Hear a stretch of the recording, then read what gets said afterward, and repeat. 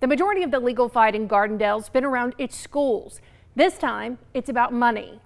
The federal court handed down a judgment this fall ordering the Gardendale School Board to pay up, specifically pay the attorneys who represented the black school children nearly $1 million. For all these many years, we've been litigating ferociously, have won, and have not been paid. The judge levied the fees to punish the Gardendale board for attempting to go around the federal court to establish a new school district and for sending a message of inferiority to black children attending Gardendale schools. The 11th Circuit found Gardendale acted in bad faith and, quote, expressed a desire to control the racial demographics of the 4 public schools and in the city itself. The message that comes out of this is some basic unfairness in the whole way that this system has operated. The order spoke to another issue. The judge said the Gardendale board resigned to avoid paying the fees. The city disagrees. The city has not reappointed any school board members because there is no support politically for another separation effort. City Attorney Ken Thompson doesn't have a problem with paying the attorneys.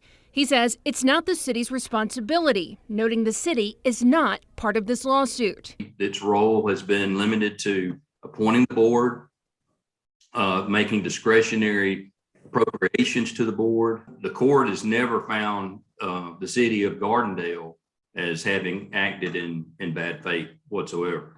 And what money would be used to pay these fees? The board paid its attorneys from taxes earmarked for the school district. During our investigation, we discovered the city continues to levy those property taxes specifically generated to fund the new school system 3 years after the 11th Circuit ruling. Yes, you heard that right. The city is still collecting taxes for a school district that doesn't exist and likely won't anytime soon. They started collecting those taxes in 2014 after residents passed a referendum to fund the district. To date, the city's collected almost $6 million. Nearly $3 million remains in a treasury. The city council could pass an ordinance to rescind that tax, but Thompson says it's not in the works. We're in somewhat uncharted territory here, and so we got some ideas about what could be done with the tax monies that have been collected if the tax were rescinded, but I don't think at this point anybody is ready to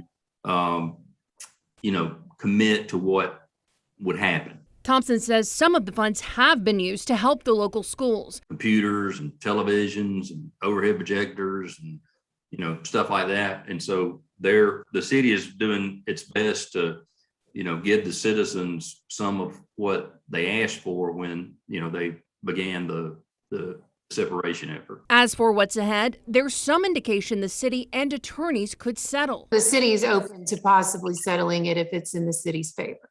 Of course. The leadership of the city, and I'm sure the citizens of the city, again, want to just leave this saga, behind them. All along, we've been talking with the city of Gardendale's lawyers in an effort to reach some kind of agreement. But obviously, we've not been able to reach an agreement, and that's why we're in court at this time. If they can't reach an agreement, attorneys could place a lien against the city. If the city doesn't pay, it could hurt their bond rating in the future. Jennifer Horton, WBRC, Fox 6 News, on your side.